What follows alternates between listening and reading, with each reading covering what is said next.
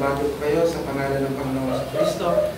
At bago tayo magpatuloy sa ating pinag-aaralan at magbukas ng bagong paksa tungkol sa Iglesia na siyang ating pinag-aaralan na ngayon sa 1689 Baptist Confession of Faith, magkaroon ng quick review tungkol sa nakarang pinag-aaralan natin, ang Catholic Universal Church and Invisible in Nature. So, anyone who would like to give us a quick recall or review about what we have discussed last Sunday tungkol sa Catholic Universal Church. So, I'd open the floor to anyone who would like to give us a quick recap or review concerning the things that we have discussed last Lord's Day.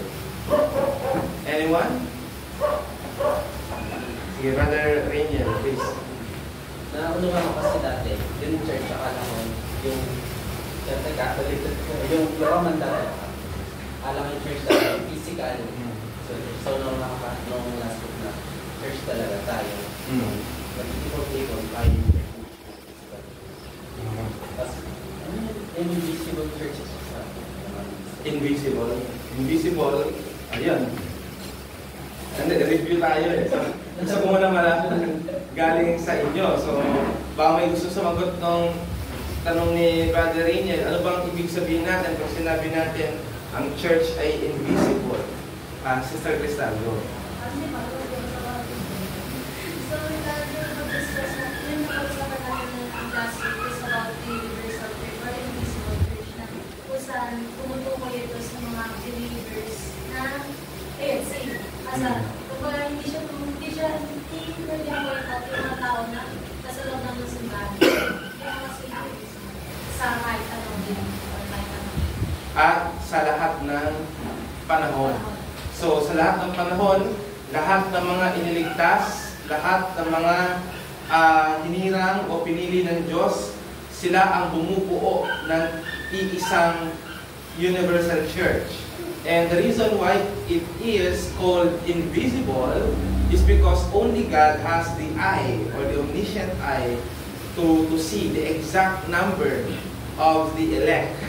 At hindi natin yan nakikita sa setup ng isang visible congregational local church on which we will be discussing today. So, patuloy na tayo dyan. Salamat sa ating mga nag-volunteer. Ang ating pag-aaralan ngayon, which is lecture 50th na ng ating series, ay Visible Church o ang nakikitang iglesia. At nawa, tayo ay may maraming matutunan tungkol dyan. Yamang ito po ay napakahalaga po sa ating pananampalataya. Bigyan muna natin ng definition pag sinabi natin visible church. Kapag sinabi natin visible church, ito yung outward, organized, na pagtitipon ng mga professing believers. Alright? So, huwag natin kakalimutan ang word na professing. So, visible church is an assembly of professing believers gathered for worship, teaching, ordinances, discipline under the Lordship of Jesus Christ. So, pag sinabi natin visible, ito yung nakikita natin na mga tao na nagpapahayag na sila ay ligtas. Lahat tayo ay nagpapahayag na tayo ay ligtas. Di ba? Kahit tayo ay mga nabautismuhan na, tayo ay nagpapahayag pa rin na tayo ay mga naligtas.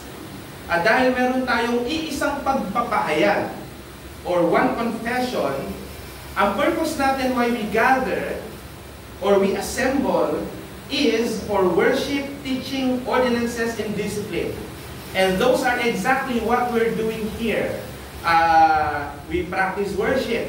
We practice communion or Santa Cena. We worship teaching, preaching, and observing of the ordinances or sacraments. And of course, we practice church discipline. Especially, hindi naman ko sinasabing lahat nakapracticean nito, but at least the church is practicing it to some erring members.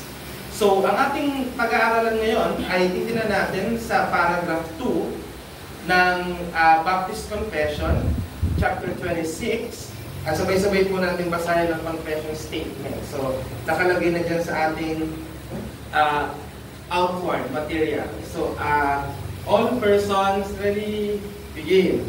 All persons throughout the world, professing the faith of the gospel and obedience unto God by Christ according unto it, not destroying their own profession by any errors, overthrowing the foundation or unholiness of conversation, are and may be called visible saints, and of such all particular congregations to be constituted. So napakalinaw po yan. So, bigyan ko muna ng clarification dahil old English yan, or ang ibig sabihin po dyan ng conversation ay way of life. Okay? Ngayon, as we understand conversation, it's communication, di ba? So, let your conversation be without covetousness. Hebrews chapter 11, verse 5. Pakisipin nyo, let your communication, huwag kayong magsasalita ng tungkol sa galit, kundi let your life. So, let your way of life be away from the love of money. So, that's what conversation mean sa ating sa ating confession statement. So, may tinatawag din visible saints. So, lahat yan ay bibigyan natin ng pansin as we go on, kung ano ibig sabihin yan. Now, ang tutungtungan nating turo tungkol dito, ang visible church o ang nakikitang iglesia ay kung saan ang mga totoong mananampalataya, yung invisible church, di ba?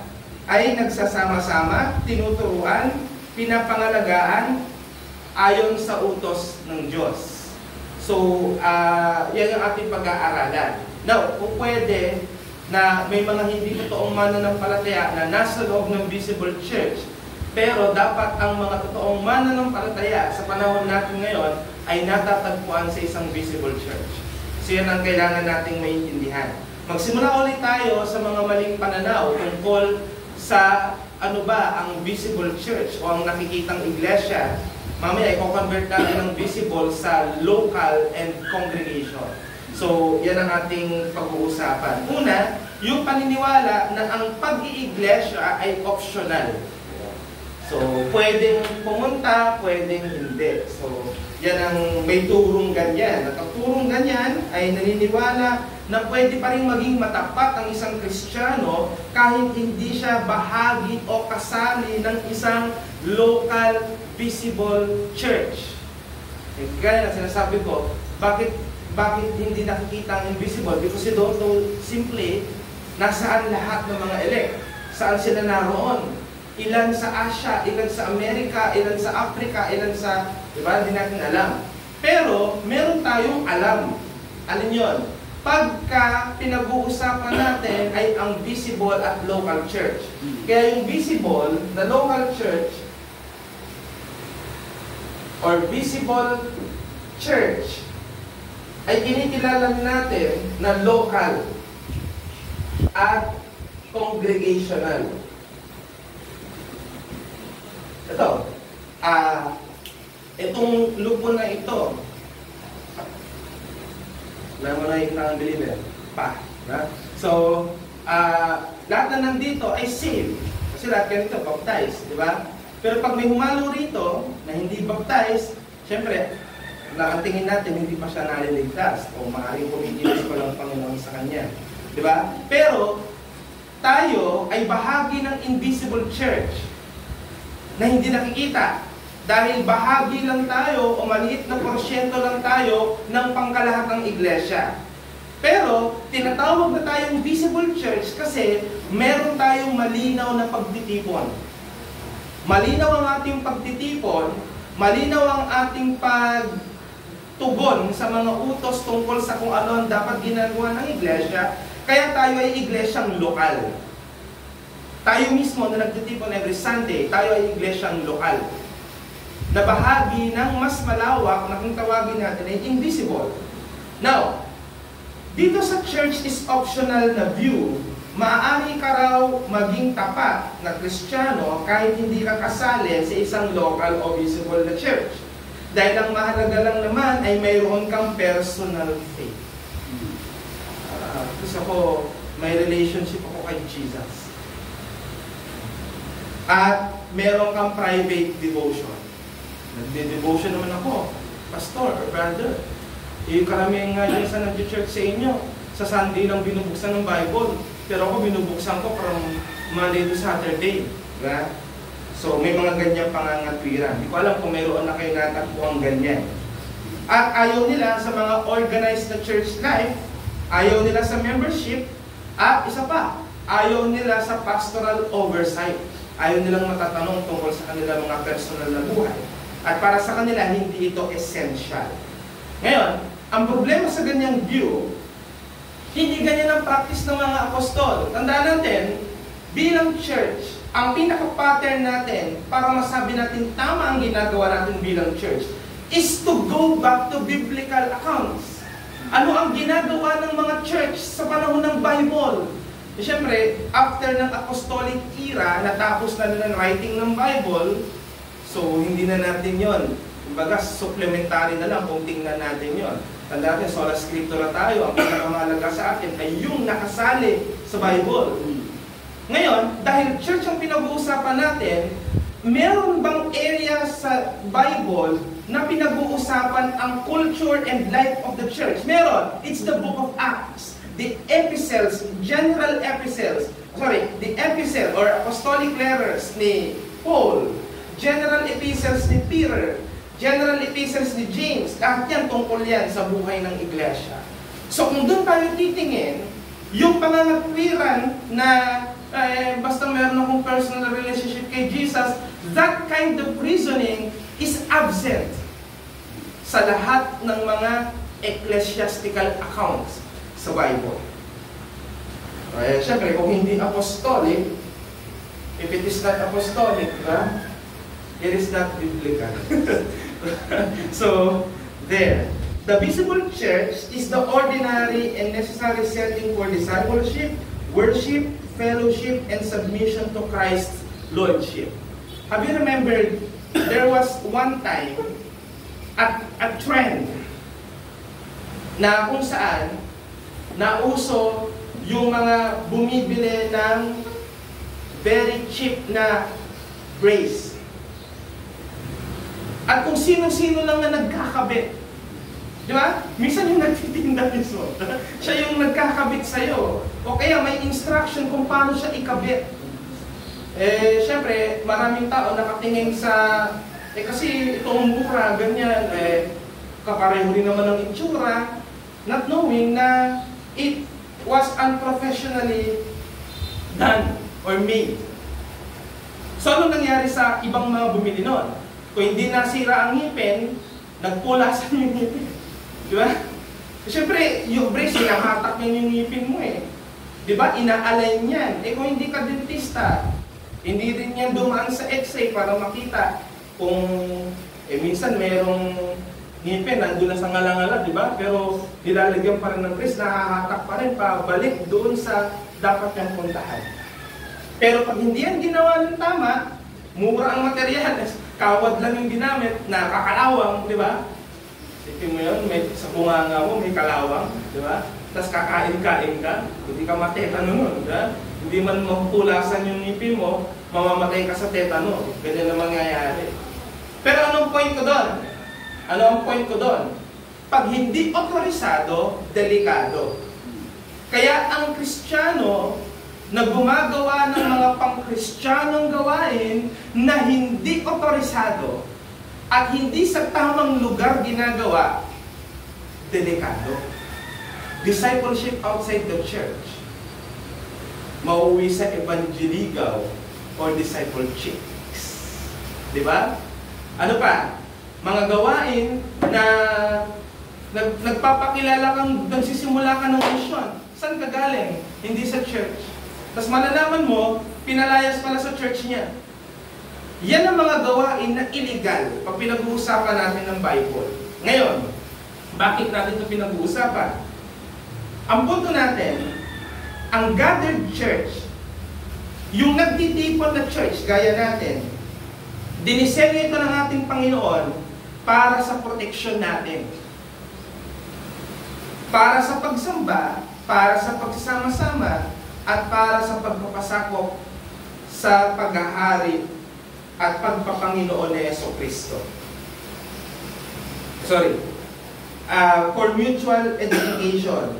The gathered church is designed for God, for believers, protection, growth. Dito ka lalago. Alright? May tamang lupa na dapat itinatanim ang isang Kristiyano. Kaya kahit nakakilala ka sa Panginoon na wala pang church life, pero dahil ikaw ay living organism, bilang isang Kristiyano, may area for growth na dapat mong ina-undergo. At ang area na yan, sa church, diyan ka i-refer. So nakakilala ka sa Panginoon, hindi church ang magliligtas. Okay, granted, hindi church ang nagliligtas. Pero pag ligtas ka na, mahalaga ang church. Yan ang point. Kaya hindi natin pwedeng sabihin ng church ay optional. Kasi dito ka palalaguin, hindi sa ibang lugar. Hindi outside the church. Hindi kinomission ng Diyos, particularly ni Kristo, ang ibang institution to do that, except for the church. Kaya kapag nasa labas ka ng iglesia, ngunit nagpapahayag ka na ikaw ay matapat, ito ay katanong-tanong. Ito ay questionable. Dahil walang Kristiyano dapat ang nabubuhay na malayo o nasa labas ng katawan ni Kristo. Ikalawa, na wrong approach na dapat natin pag-usapan, only the invisible church is important. Kasi sinasabi nga natin, ang totoong ligtas, sila yung mga nasa invisible church. So, dahil dyan, may naniniwala, hindi na mahalaga ang local church. Invisible church lang naman importante. Pero alam nyo, magiging implication yan, ang visible local gathered church ay mamaliitin or worse, i-reject totally. Pag napunta ka sa view na ang mahalaga, save na ako. Save na ako, yun lang ang mahalaga. So, ibig sabihin, hindi ganon kahalaga ang church. Pero meron pa rin silang pangangatwiran. Mahalaga ang church kasi dyan tayo lumalago. Pero dahil doon sa pangangatwiran na invisible ang mas mahalaga, ang magiging tendency, okay, mahalaga ang church, pero kahit di ako umattend, ibig sabihin, magpupunta ako sa impyerno. Yan, minimizing. So, ang magiging tendency, dumarating yung point na ang attitude natin is that, ayaan ko na silang i-judge nila ako, basta alam ko at ng Panginoon sa langit ako pupunta dahil member ako ng invisible church. So, hindi ko sinasabing pupunta ka kaagad doon sa rejection, pero siguradong may minimization. I-minimize mo ang usefulness ng local church sa buhay mo. Pag manggagaling ka sa ganyan. At dinidiray nito na mayroong visible kingdom ang Diyos sa lupa. Kaya sa Matthew 16:18-19, Thou art Peter, upon this rock I will build my church, I will give the gates of heaven. Yes, nakikita natin ito. At alam nyo, ang hindi nakikitang gawa ng Diyos ay nagiging visible dahil sa visible church.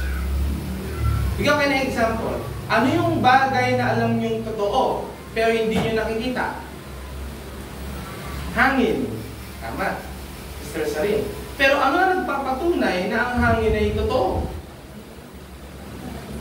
Nararamdaman ng bawat isa. Patotoo ng bawat isa na may hangin. Diba? Paano nagiging visible sa atin yung hangin? Kapag sama-sama na natin pinag-uusapan, pinag-aaralan ng maigi, gumagamit ng mga instrumento para makita at mapatunayan ito. Ngayon, yung ganyang proseso ay ginagawa sa loob ng iglesia. Pag ang pinag-uusapan ay pananampalataya. So hindi ko muna masyadong lalawakan yan dahil i-address natin yan ng mas maayos. Ang punto, bagamat ang invisible church o yung mga elect ay Diyos lang mga nakakakilala, pero ang visible church ay ang lugar kung saan ang katotohanan ng invisibility ng church ay naipapamuhay. Di ba? Ang invisible church ay hindi idea. Ito ay totoo at existing. At saan mo sila makikita? Sa loob ng mga nagsasama-sama o nagtitipon-tipon na iglesia. Okay? Alis tayo dyan. Ikatlo, ang pinakamahalagang gusto kong sabihin sa inyo. Ikatlo, yung paniniwala ng online church ay sapat na. Ayan. So, di ka palalagpasin dahil pinag-uusapan natin ito. Ano ang paniniwalang ito? Okay lang umattend ng church virtually sa pamamagitan ng live stream, Facebook live stream, YouTube live stream, sermon audio. Don't get me wrong, kung sinasabing huwag silang gawin, huwag silang puntahan. Nakinabang ako ng gusto sa sermon audio, especially sa 1,000 plus sermon na ng pinapalo kong preacher, but hindi gusto yung tanong after kasi naman, pero hindi ko sasabihin dito. So, ngayon, yan yung mga pamaraan. At ang paniniwala, ito ay sapat na panghalili. It is a sufficient substitute for being part of a local physical congregation. Parang feel mo na rin, nagsimba ka, bakit nakinig ka sa sermon live? Diba? Kaya nga lang,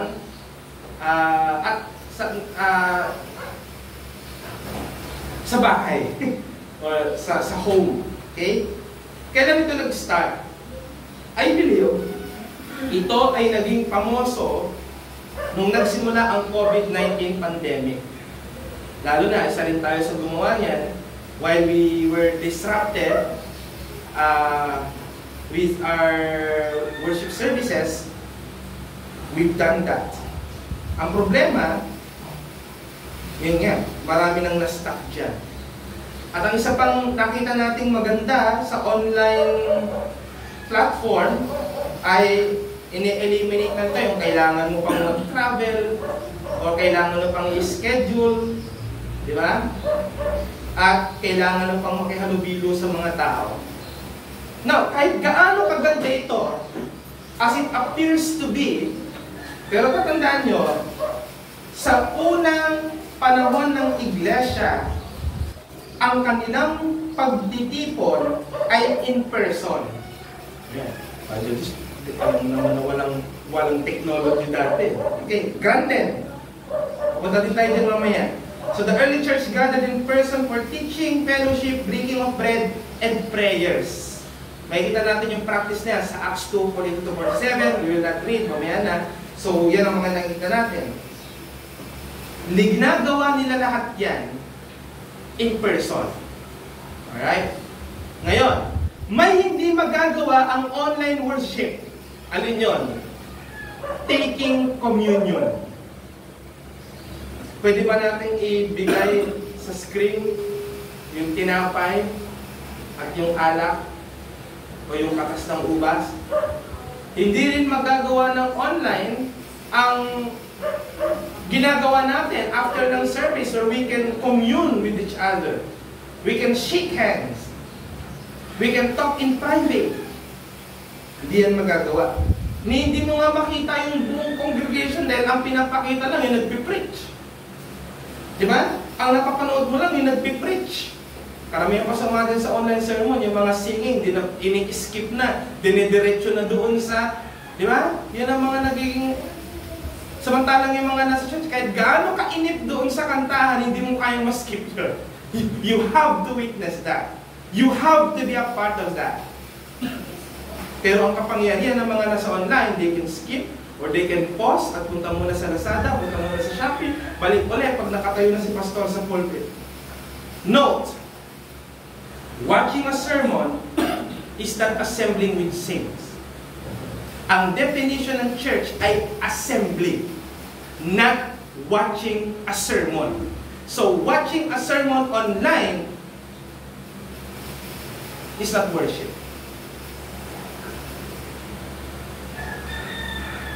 Argue with me if you oppose that. Point. While online resources may supplement our faith, kagaya sa mga may sakit, ito naman sinasabing totally bawal yan. Pero kunyari, ikaw ay talagang may sakit. Hindi naman namin sabihin sa iyong pilitin mo kung ikaw ito ang mananampalataya. Wala ka bang mananampalataya, hindi ka ba naniniwala papagalingin ka ng Diyos, lalo na pag nakaupo ka sa church, walang ganun. Hindi natin gagawin yun. We will advise you to just rest. Pero, ang kagandahan, kung merong ino-offer na online ng church, better mag-watch ka.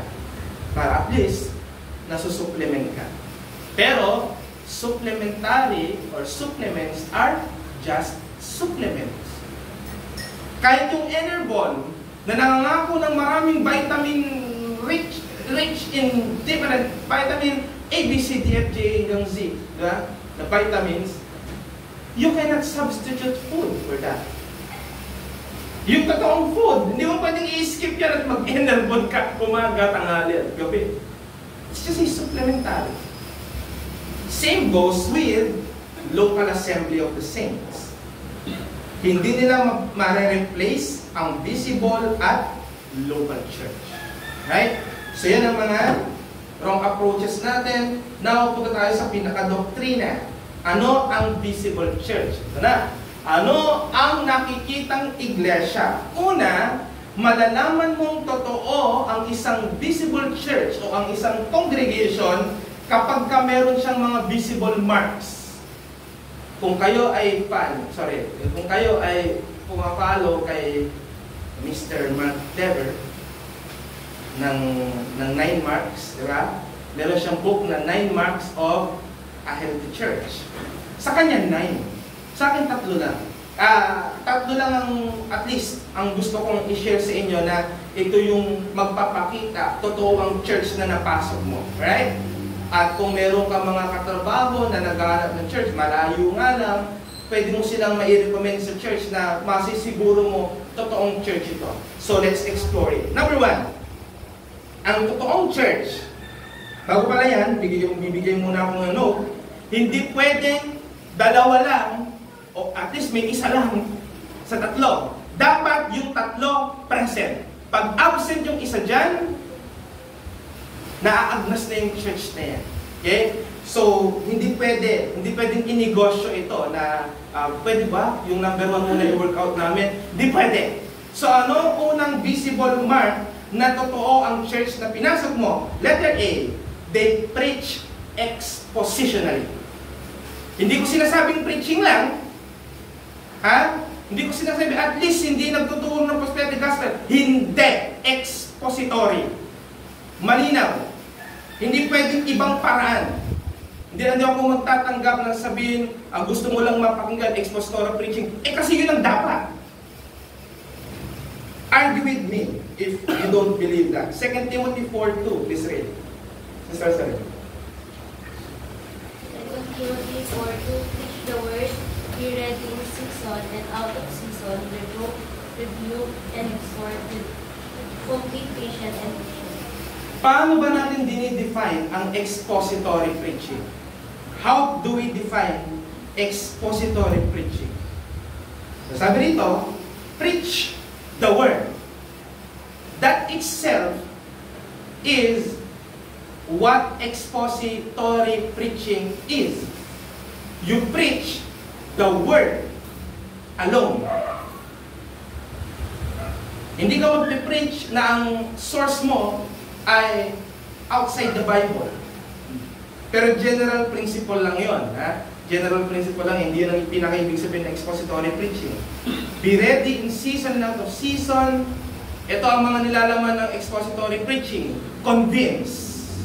Number 1 element, isa sa mga element ng expository preaching, you preach in a manner that you convince people.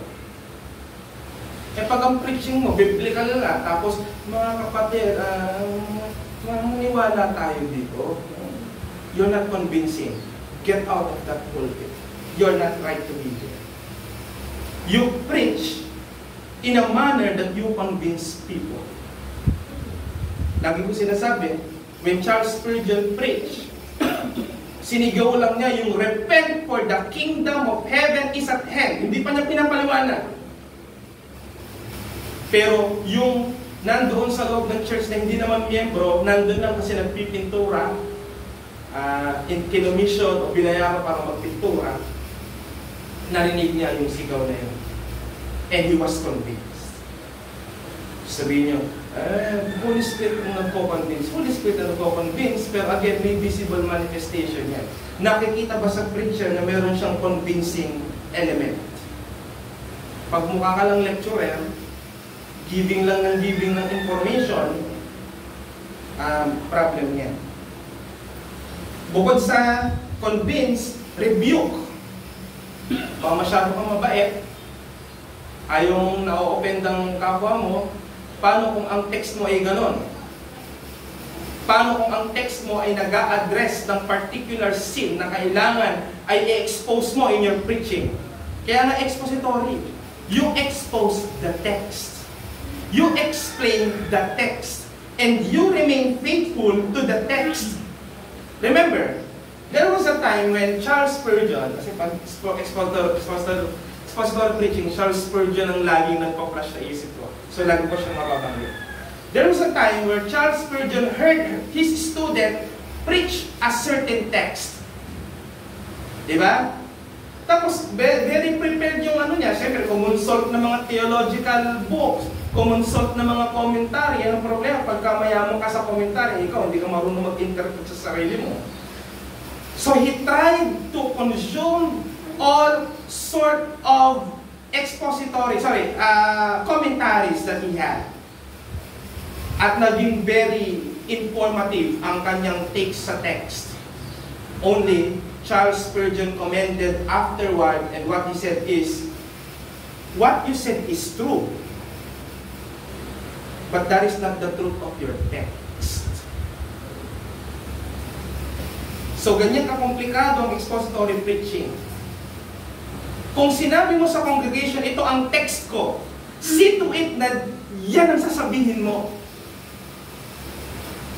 Hindi ka magsasabi ng kung ano-ano at napakalayo sa tinuturo o sa pinipreach mo. Exhort. Ano naman ang exhort? May didactic. May teaching. At syempre, ang preaching ay isang discipline din na nai-improve over time, kaya kailangan ng complete patience and teaching. Ano ibig sabihin? Ang faithful at ang consistent proclamation of God's Word centered on Christ crucified according to Scriptures is what expository preaching is. 1 Corinthians 1:23.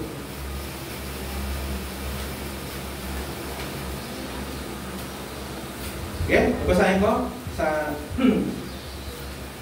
New King James. Sabi, but we preach Christ crucified, to the Jews a stumbling block, and to the Greeks foolishness. Every time marinig niyo si Paul nagsusulat at binabanggit niya ang preaching, he always say what he preached is the gospel or the crucifixion of Jesus Christ, and how he died, and how he resurrected, and how he reigned. Yan ang gospel. 2 Timothy 3:16-17.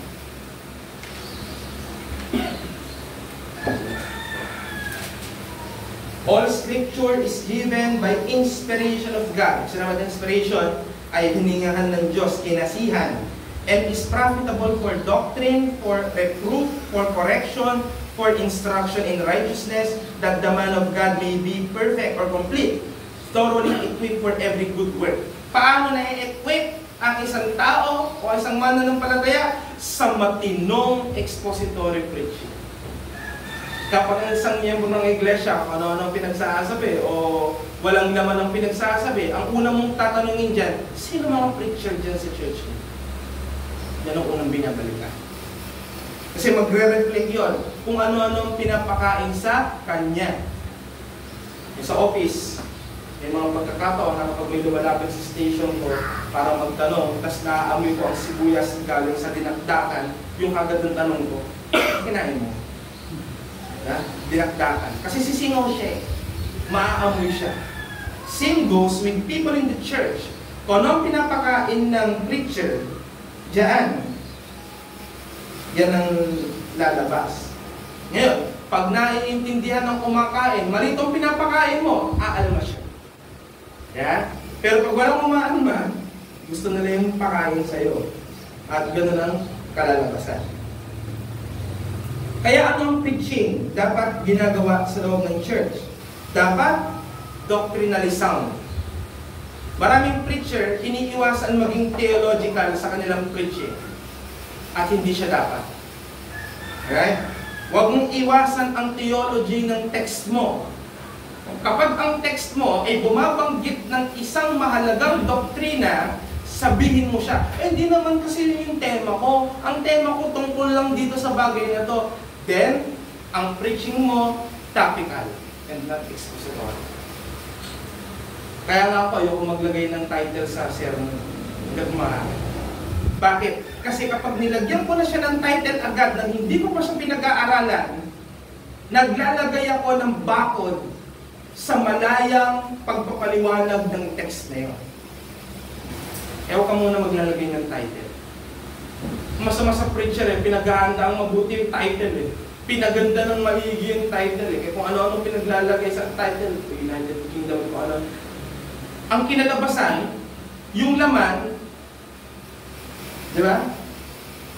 Ay hindi masyadong pinagandaan o hindi talaga pinag-aaralan ng maigi.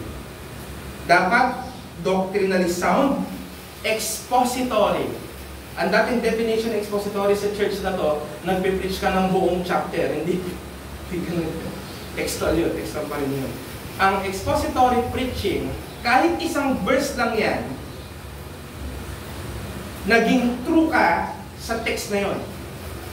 You don't add, you don't subtract. You don't add any flavors to it para gumanda siya.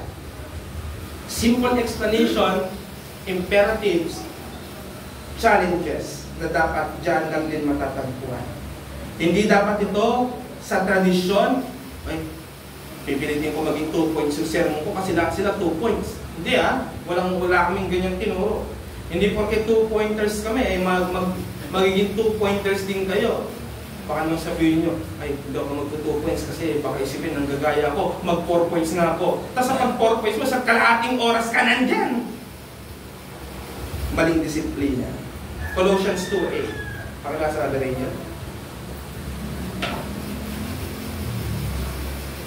Colossians 2:8. See to it that no one takes you captive by philosophy and empty according to human tradition, according to the elemental spirit of the world, and not according to God. Kaya babala ito sabi sa New King James, beware lest anyone cheat you through philosophy and empty deceit. Alam mo, para malaman mo kung preacher hindi pinag-aralan ng text niya, psychological lang preaching niya. Lilitaw yung sarili niyang opinion doon, hindi according sa text. Bakit? Kasi nga pinag-aralan.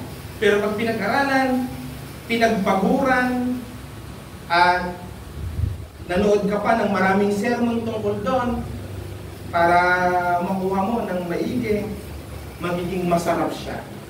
Diba may mga ulam na kailangan mo ng pagtrabahuan ng matagal para maging masarap? Sabaw ng bulalo na ilang oras o minsan araw na pinakuluan ng isang karne, di ba? Kaya ang sabaw, alam na alam mo, galing sa isang matagal na proseso.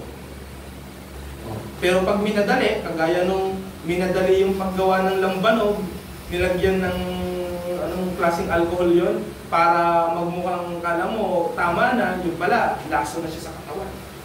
Ganun din na nangyayari. Pag ang ipinapakaing pangangaral sa loob ng iglesia ay hindi exposition. At kahit tingnan nyo rin ang visible marks na sinasabi ni Mark Dever sa book niya, ang preaching para sa kanya ay dapat din expository. Hindi yan, may choice ka sa preaching. May choice ka kung gusto mo maging topical, expository, o textual. Wala kang choice. It's expository preaching, whether you like it or not. Walang style na dapat gawin. Now, kung style ang gusto mo mangyari, at devotional ang klase ng pagtuturo mo, write a book. Don't preach. Baka para doon ka at hindi sa pangangaral. Ang punto, Kapag ang preaching ay napapabayaan, tumatabang, lumalabnaw, humihina, nawawalan ng kapangyarihan ng iglesia, ng purity, at ng purpose. At nagiging mahina sa mga kamalian, pagkabulok spiritually, at compromise carnally or worldly. So, ganyan po kahalaga. Ang una nyo nga hanapin, when we remove from this place. Kunyari, dumating ang point na lumipat ka, nag-travel ka na, malayong-malayo ka na, at impossible na sa'yo to commune with Angono Reformed Baptist Church. First thing you would look for a church is, kamusta po ang preaching niyo? Yun lang yung tanong mo sa pastor. Kasi pag malalaman niya yung tanong mo, pag yan ay matinong preacher, maganda kung reform, maiintindihan niya yung tanong mo na, kamusta po ang preaching niyo? Ang isasagot niya dyan, huwag ka mag-alala, expository ang preaching na. Pero pag ang sagot niya kung ano-ano, dito, Bible.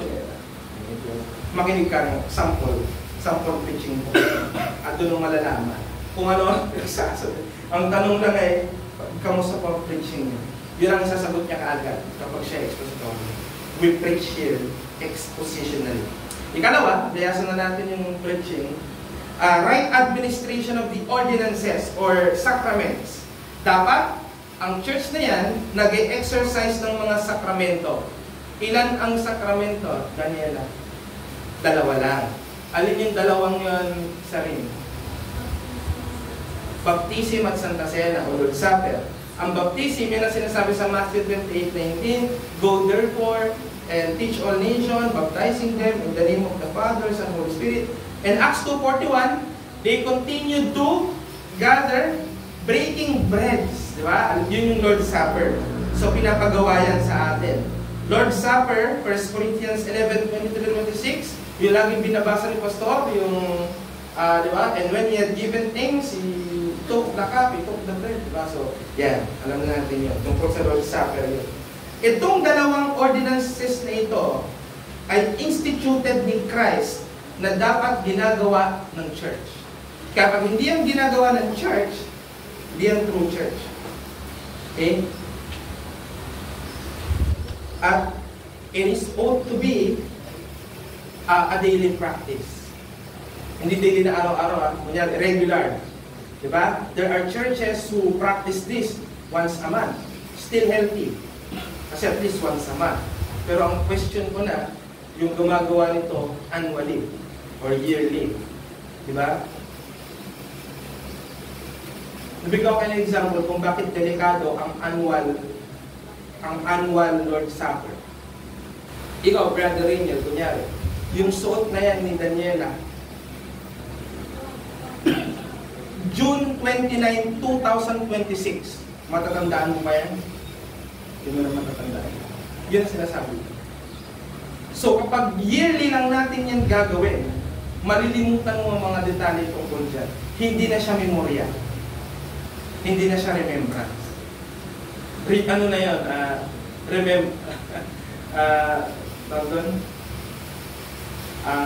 Balik tanaw na kung ano yung nangyari. Hindi na siya daily memorya. Kaya, dapat ginagawa ito. Pero anong ibig sabihin ng tama ang administration? Una, dapat ang bautismo binibigay lang sa totoong nananampalataya. Ang tawag natin dyan ay credo baptism, inilulubog siya. So, madaling salita, simple lang. Save lang ang binabaptize natin when it comes to baptism. Sa Lord's Supper naman, meron tayong self-examination. At na, pag nag-Lord's Supper tayo, pinag-pray muna natin ng mga kasalanang nagawa natin corporately. Dapat nga at least binibigyan ng kahit 1 minute na sarili-sarili prayer. Kasi meron kang sin na ikaw lang nakakaalam, di ba? So, para may time ang individual to do that before they take the element. And then, yung mga corporate sin na naging practice natin, kung ano yung mga related sa mga pinag-aralan, yun yung ating kukunin na pangagalingan ng corporate confession. Pero dapat nag-exercise ng examination, discernment, at pag-alala sa kamatayan ni Kristo at pagpapakita ng pagkakaisa ng iglesia dahil sa Ebanghelyo. Ang punto, ang totoong iglesia ay gumagawa ng tama sa pag-administer ng baptism at Lord's Supper bilang pagsunod kay Kristo at upang maging malinaw ang Ebanghelyo. Kapag tayo ay nagbabaptize at tayo ay nag-Lord's Supper, binabanggit natin ang tamang paraan ng Ebanghelyo. Nire-remind natin ang isa't isa na ito ang Ebanghelyo at ito ang nag-unify sa atin. Pag nawala yan, papupunta tayo sa kung saan-saan direksyon. Kaya kapag nawala ang baptism, hindi na nagbabaptize, nakakatakot din yon. Alam nyo, nakakatakot? Ang dami ng church, tapos 2, 3 yung baptized, 4. Ang dami ng tao sa church, pero mas marami yung mga unbaptized kaysa sa baptized. Diba? Ano kayang kultura ng church pag ganun? Mas maraming unbaptized kaysa sa baptized. No. E dahil na unbeliever yun, magkakaroon ng mga unbeliever lifestyle sa loob ng church. Ikatlo, na isa rin sa pinakamahalaga, kasi wala namang question, yung church na yan, nag-expository preaching. Ang ganda, ang galing. O yung church na nag-Lord's Supper, linggo-linggo pa. O yung church nagpapaptize, yung binaptize sila, umabot ng 6 na buwan bago binaptize, salang-sala talaga. Pero maaaring baka may isang ikahulog. Alin? Hindi nagdidisiplina. Kaya ikatlong marka ng church, para masabing siya totoo, ang church ay nagdidisiplina. Tandaan mabuti, nagdidisiplina. Okay? So, ang disciplinary, meron na kayo correct sa inyo mga kapatid. Lagi natin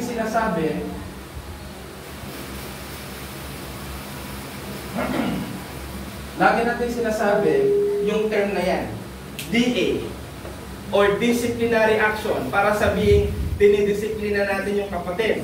Pero let me correct you, this is not a biblical term. Ito ay makikita mo sa school, sa office, kapag ikaw ay may violation, sasabihin sa'yo may disciplinary action or corrective action, CA or DA. Pero, ang tamang term na ginagamit natin dyan ay church discipline. Hindi disciplinary action. It's church discipline. Now, makikita natin sa Matthew 18, alam na natin yan, kapag nagkasala ang kapatid mo, nahuli mo, pumunta ka sa kanya, i-rebuke mo siya, kailangan magsisi siya. Pag di siya nagsisi, magdala ka ng 2 o 3 na makapagpapatotoo na mali ang ginawa niya. At kapag hindi pa rin siya nagsisi, sabihin mo na sa iglesia. At kapag hindi pa rin siya nagsisi, kahit ang iglesia ay na-involved, siya ay i-consider na, na tax collector. Ano ba ang ibig sabihin na kapag kinonsider mo ang tax collector? Tinuturing mo siyang unbeliever na. At dahil unbeliever siya, you are excommunicating that person from the congregation. Right? So, ano ang biblical church discipline? May separate pa tayong discussion dyan na yan lang ang focus, pero pinag-uusapan kasi natin yung marks muna.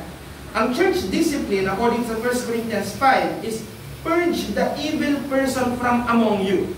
May gagawin kayong aksyon sa masamang tao na nasa gitna nyo. At ang church discipline ay loving and necessary correction sa kasalanan na nakikita sa buhay ng isang nagpapahayag na siya ay mananampalataya. Kaya kapag yan ay nagsabing mananampalataya na, binautismuhan na natin, tapos natagpuan natin sa isang kasalanan na ginagawang pangkasalukuyan. Ginagawang pangkasalukuyan, ibig sabihin, present niyang ginagawa or current ang kanyang action sa particular sin na yon, maaaring o dapat siyang patawan ng disiplina ng iglesia. It applies to everybody, lalo na kung ikaw ay nabautismuhan dito. Ako din.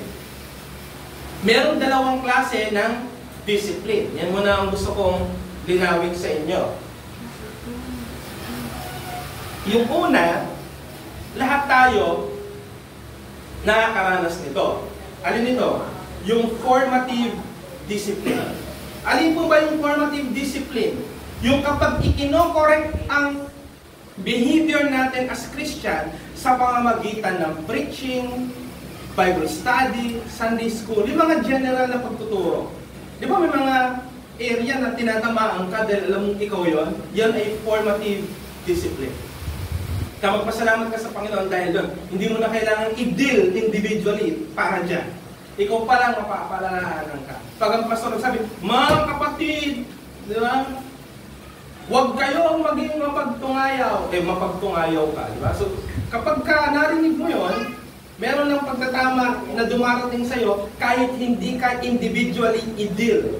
Yan ibig sabihin nun. Pero pag hindi ka makuha dyan, dadaan ka perhaps sa tinatawag nating corrective discipline, sa landmark, tinatawag natin itong punitive discipline, may pagpaparusa pero sa reform, corrective discipline, ito yung individually i-rebuke ka, i-call out ka, kakausapin ka, i-confront ka, may babasahin sa'yo, i-confront yung kasalanan mo, pag di mo natanggap yan, either magwawala ka o hindi ka nababalik sa church, di ba? Yun yung common na nakikita, di ba? Dahil kung yan ay totoong believer, ay tatanggapin niya yan. Now, without corrective discipline, nire-rebuke natin siya, sinususpend natin siya from communion. Yan ang una. Ang unang epekto sa isang dinidisiplina, hindi ka pwedeng mag-communion. Hindi ka pwedeng mag-take ng bread. May mga pilosopo dyan. Yan naman. Marami akong kinakain. Piraso lang naman ng tinapayan. O, dyan muna napakita ang believer ka talaga. Hindi mo ba naiintindihan yun? Pinapasali ka ni Jesus sa hapag niya. Kaya kapag hindi ka pinasali sa hapag niya, isipin mo ang consequence nun. You are not belong to the family of Christ. At ano pa ang pinaka-implikasyon nun? Absent sa'yo ang pag-ibig na nagliligtas. At ano pa ang pinakamadala? Kasi, pierno ka pupunta, yung ibig sabihin. In short, yun po ang ibig sabihin. Kaya hindi yan tungkol sa hindi lang pinakain ng tinapay, yun lang pala, di ba? Walang problema sa akin yan. May problema po. Bakit?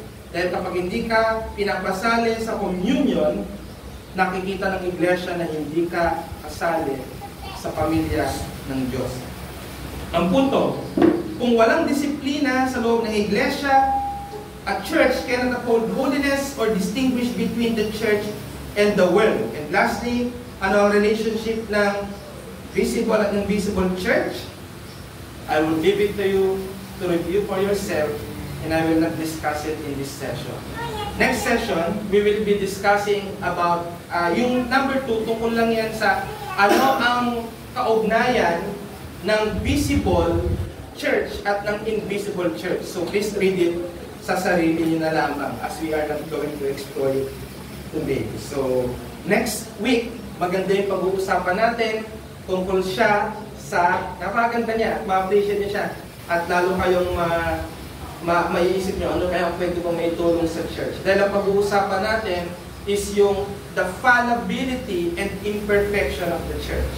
The church where you are in is not perfect. Yun ang ibig sabihin nun. Bakit? Ano ang dapat gawin? Ano ang role ng bawat miyembro para ma-sanctify ang church as a whole?